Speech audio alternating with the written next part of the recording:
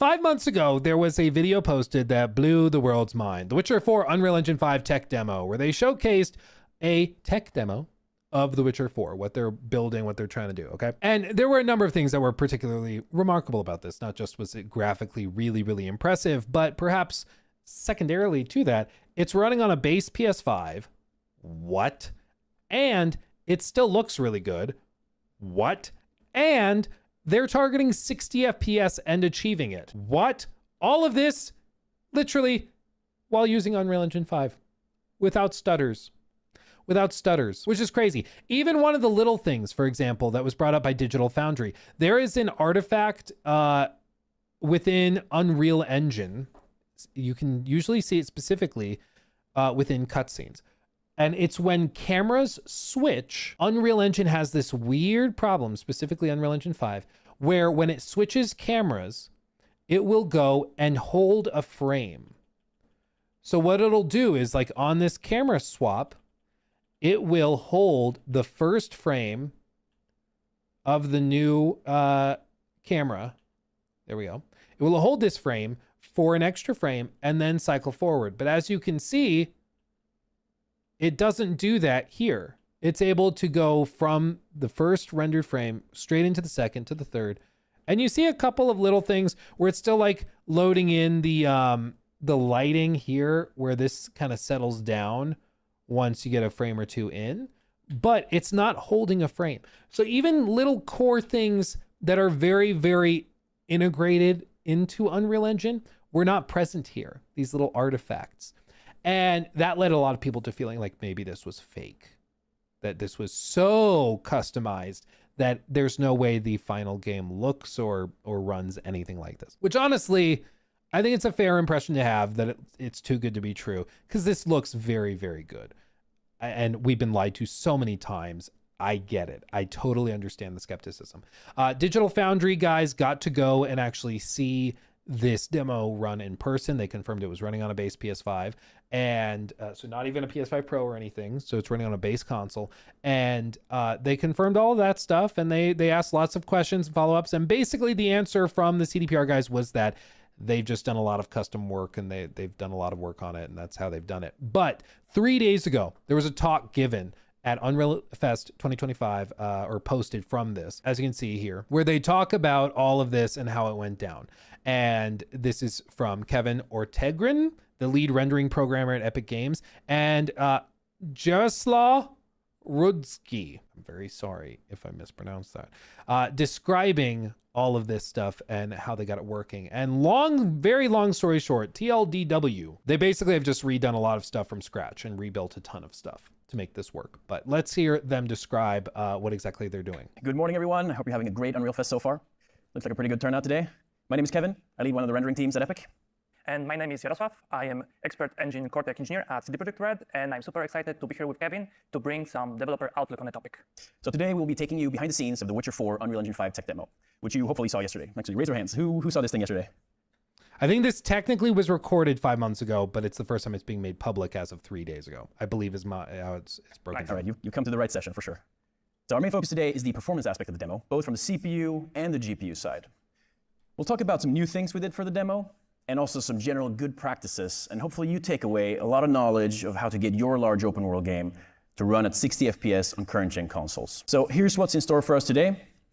We'll give you a peek at the goals we set up for ourselves at the start of the project to give some context.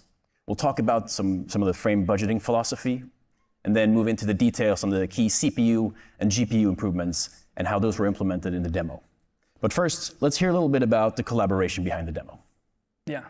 We have been given the great opportunity to combine the best of both worlds, the technical expertise at our friends at Epic with our experience at CD Projekt Red in building big, dense, open world games.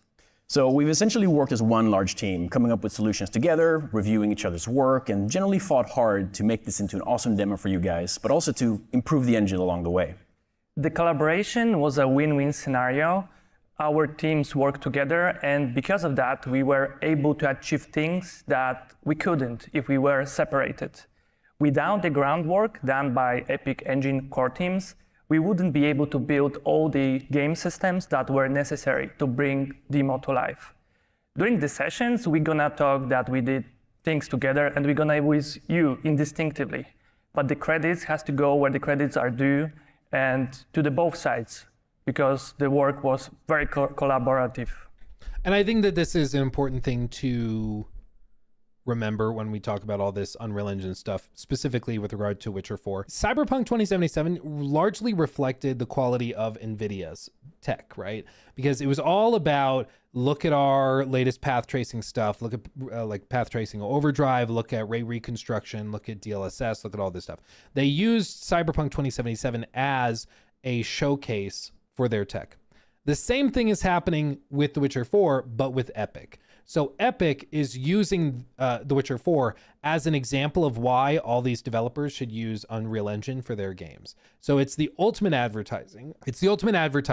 And it also has a lot of, on the flip side, it can really say a lot negatively if this doesn't go well. Like if Witcher 4 is super laggy, if it's buggy, if it's broken, if it hitches all the time, that will reflect really, really poorly on Epic. So they are both working very hard together to try and avoid those problems. So you have Epic sending engineers to work with CDPR on engine optimizations, and it's this collaboration where if CDPR comes up with fixes to getting the engine working better for the types of games they want to make, Epic can then integrate those improvements into the whole engine pipeline for everybody, So what is this demo exactly? Well, it's an open world tech demo running on PS5 at 60 FPS with all the latest Unreal Engine 5 features.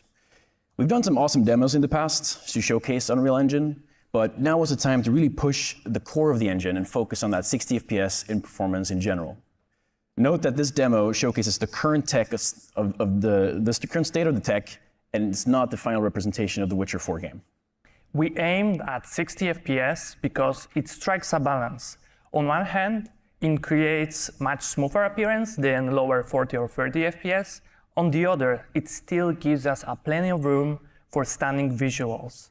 We wanted to reach it on the current gen consoles so we can make sure that it's attainable on the hardware and displays widely available in our living rooms.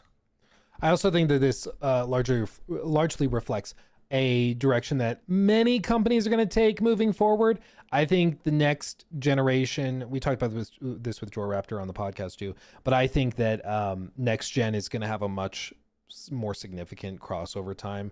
So I think when they launch, say, new consoles, 2028, 2027 maybe, I think you're probably going to have like a 4 to 5 year period where everything is cross-gen, where games like The Witcher 4 are launching on PS5 and Xbox Series and on PlayStation 6 and Xbox, whatever it is.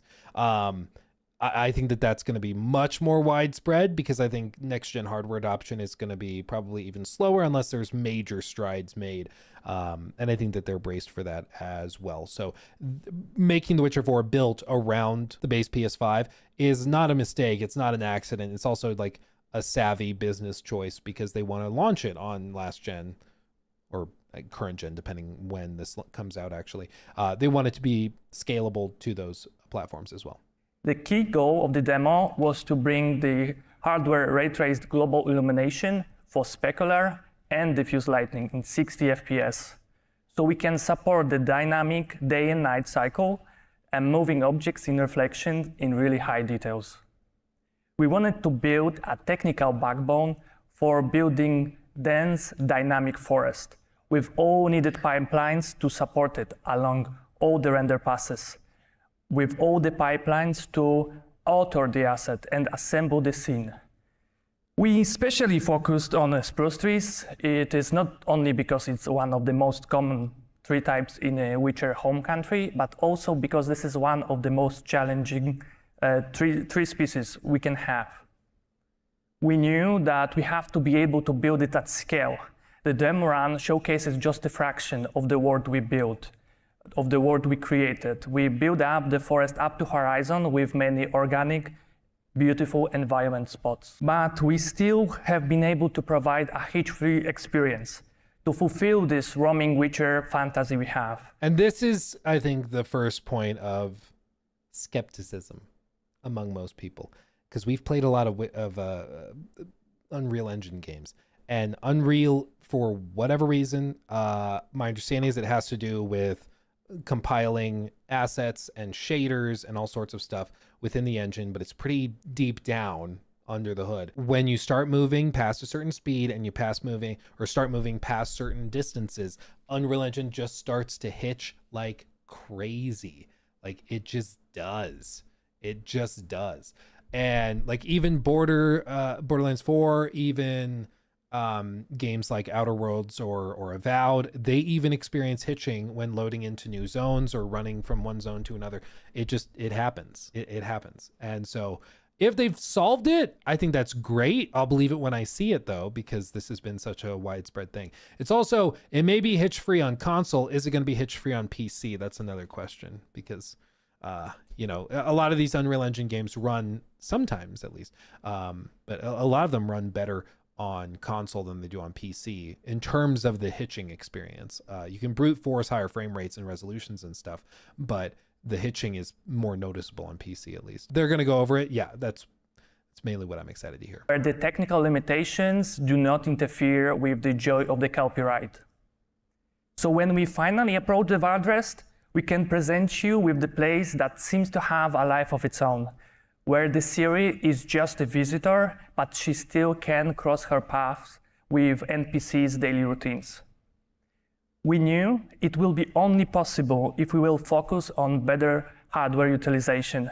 We spent a lot of time on removing things from the critical path and running them asynchronously, but also in parallel. We have been working on the technical demo, but the technology we are trying to build is meant for a full-fledged Witcher game. So we had to ensure that we know how we will be able to scale into full gameplay features. We built with consoles limitation in mind, but all the changes we did will benefit PC or any future hardware. So how we approach that? When you build an open world experience, one of the most important concepts is budgeting. When running at 60 FPS, we have just 16.6 milliseconds to simulate the scene. We have 16.6 milliseconds to prepare the data for the GPU, and then 16.6 milliseconds to render the scene in the best quality we possibly can. Our role as engineers is to help our gameplay and art departments to understand the scene they are trying to build, on what engine features they should focus so they can magnify the artistic vision they have without sacrificing the image quality and frame rate. In case of our demo, we can recognize at least two major scene types. The first one is Kovir Wilderness. It is full of natural moving foliage, full of details, density, with gorgeous lighting and crisp shadows. It heavily relies on volumetric effects for immersion to evoke the sense of wonder. But it's also a significant part of the long vista shot in the world that has to invite you to explore. We had to be able to build it at scale, carefully balancing handcrafted areas with offline and runtime PCG scattering. We had to ensure that the traveling is not the chore, but rather a smooth experience. The second scene type we have is our Wild West market. The whole area is with much shorter vision range. We focus there on NPC, on the quality of the animation, and the simulation of their daily routines. We want to ensure the quality of animation allows us to present them and put them into situations where we can have dynamic interactions. But the tech demo is not only about balancing those features and picking battles, it's also about pushing for things that we couldn't afford before. Sometimes due to hardware limitations, sometimes due to limitation of the implementation itself. To make that happen, we prepared a lot of the tech that will be showcased on Unreal Fest on Orlando, and I highly recommend at least those 3 talks that will go deeper into things that we wouldn't be able to explore today. But now, I would like to take you behind the scene of our most CPU-intensive frames, where we have our market bid with 300 NPCs. But the topic, it's gonna be very complex, and we won't be able to get into a lot of details. I will showcase the Unreal Insight frame, but the frame itself won't tell you much. Before we jump into those details, I will try to make a short breakdown with high-level approach, what you're gonna see in the final picture. I will start with those threads. Every line represents single thread of execution. And we have our GPU that renders the scene. In case of our demo, we run configuration in which game thread is simulating frame number n. Render frame is frame behind with n-1, and GPU runs 2 frames behind. This setup was needed for us to ensure that we handle any unexpected 1-frame hitch that you can always expect in open world games. But diving into game frame execution, everything starts with qtix. It handles execution orders, kickstart all the game systems that need to run this frame. And immediately, our demo execution separates execution in 2 ways. We have classical game thread objects update, but also at the same time, we span dozens of game update state tasks that run concurrently on the worker threads. Those tasks govern logic of the demo, AI behavior, smart objects interactions, and are even responsible for ticking skeletal meshes. With skeletal mesh updates, time comes for animation update. And to finish animation update, we have to inject finalization tasks back into the game thread to synchronize the state with all other engine systems. With root motion extracted from those animations, now we can combine it with pathfinding information. We can combine it with pathfinding information that will interleave with animation evaluation process. It doesn't have to wait for all animation to finish. And once again, to finalize that process, we inject finalization tasks back to the game thread. Now, time comes for game thread system updates. We still rely on quite a few game thread bound systems like streaming, PCG generation, and timer manager. And finally, game simulation ends with end of frame update, where we prepare all the data that is needed to send to the GPU, and we kickstart next frame. But now we will start process and preparing the data on the render thread side, starting with just received data from the game thread, all the updates we got. And so all of this, like these are the streamlining improvements that you kind of need to sort through in order to render these things in real time. But it's also why it's so remarkable that anything runs at all, you know, that any of these games function, period, because you're juggling so much at a time. Like if any one of these runs into some sort of bottleneck or some sort of speed bump, you're over budget for that frame, and everything spills forward, and you get hitching, you get frame drops, you get this and that, because it just can't keep up anymore, you know? It's absolutely wild. Look at this. I am really hopeful that you are already familiar with Unreal Insight, and with the context of the bit we just did, I will try to retrace my steps and go through the frame once again. So we have our qtix. In case of our demo, it manages. But this is also why it's important to understand, like, handcrafted demos and handcrafted vertical slices and stuff, tech demos. They can spend all this time very carefully organizing and optimizing stuff like it to get this set up.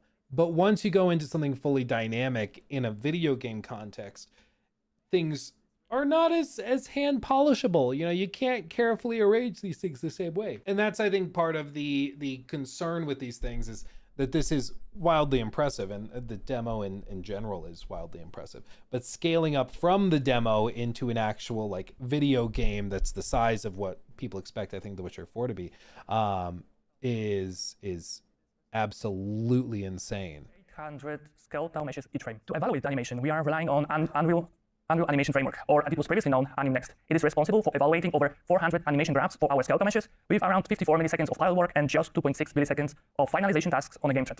And once again, I recommend dedicated session for this. Coming next, Mover, with simulation in parallel and just 1.3 milliseconds of finalization tasks on a game thread, with yet another reminder that there's a talk that you should definitely see on the topic. And we end GameFrame with end-of-frame updates. The implementation was overhauled, and now it should scale much better with CPU core count. For rendering update, I will just point out skeletal mesh update optimization. With processing removed from critical path, we have just around 3 milliseconds of processing on the render thread side for all the crowd-related skeletal meshes. The whole demo uses ray tracing.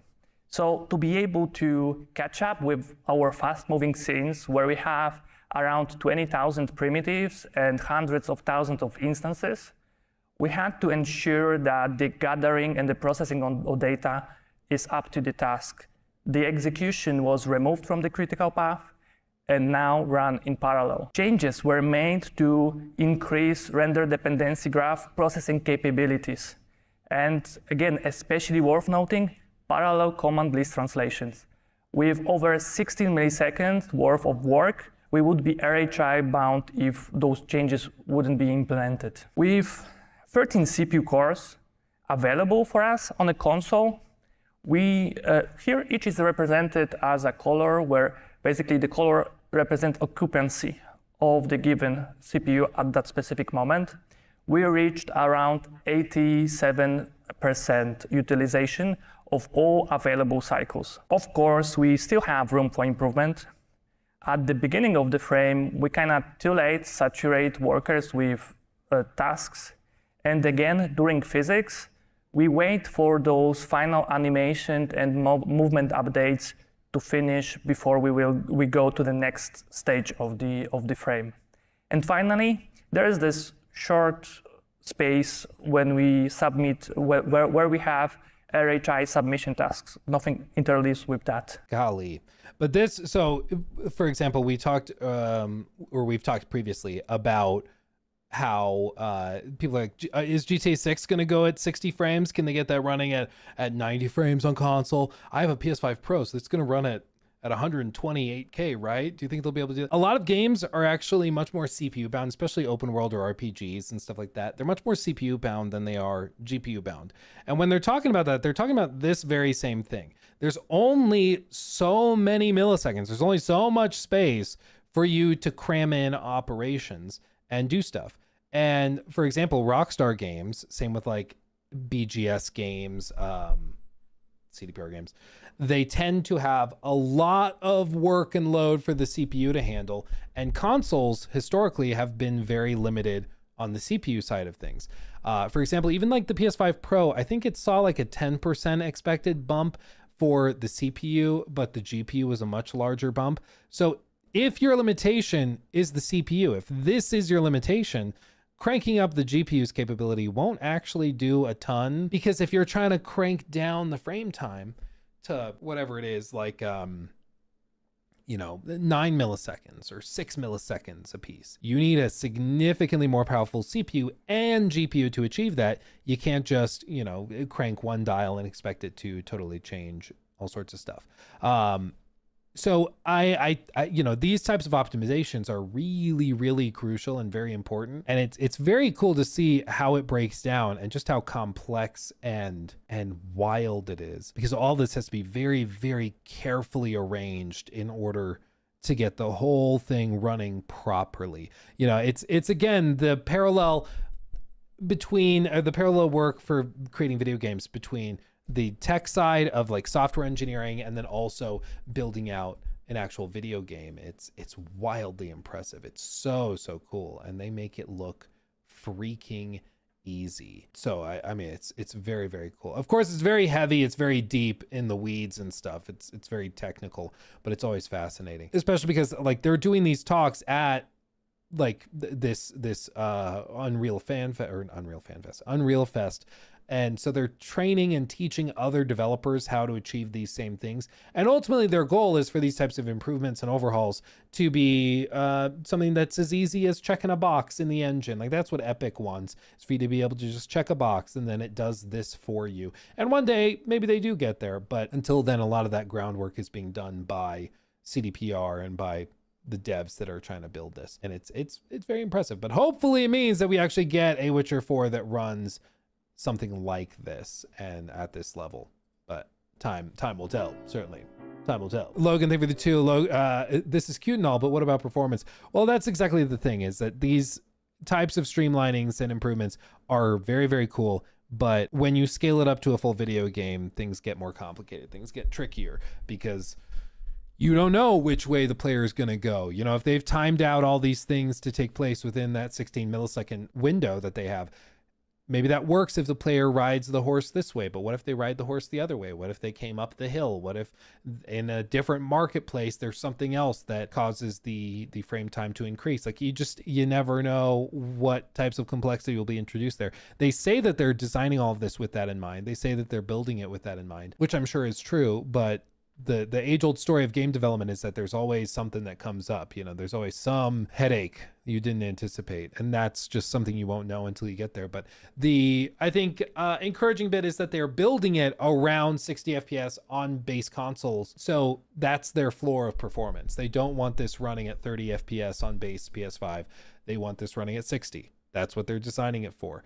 And my expectation is that it probably means that it doesn't run that much better on higher end consoles and stuff. I think maybe, you know, they crank up the resolution here or there, but I would guess that it's going to be around that 60 FPS area for pretty much all hardware until you get to PC, where you can really just brute force your way through. God, game development looks tough. God bless all these developers. Well, it's why it's always, I forget who said it, but some game designer said the fact that any game exists is a miracle.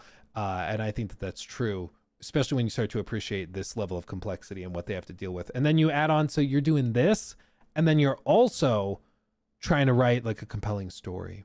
And you're trying to have characters that people can connect with. And you're trying to make gameplay that's fun. What is fun? How do you make something fun?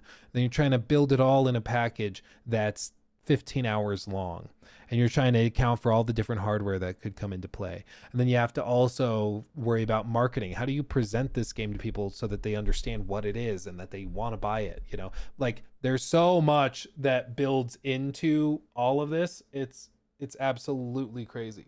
Absolutely crazy.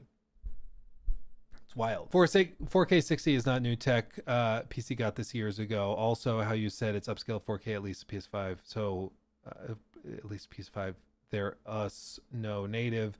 PS4 Pro had 4K 60 native, only like 5 games or so. Okay,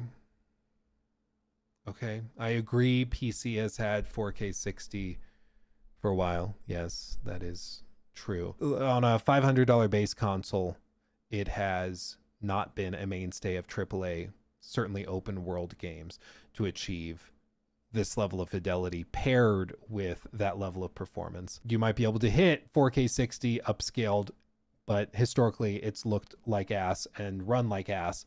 And that's why this tech demo was so remarkable, is that it seemed very like too good to be true, because people saw this and were like, how are you achieving this on a base PS5? Because what we've gotten has not been anywhere close to this level of fidelity or performance at the same time. Whether they can actually execute on it remains to be seen, but still.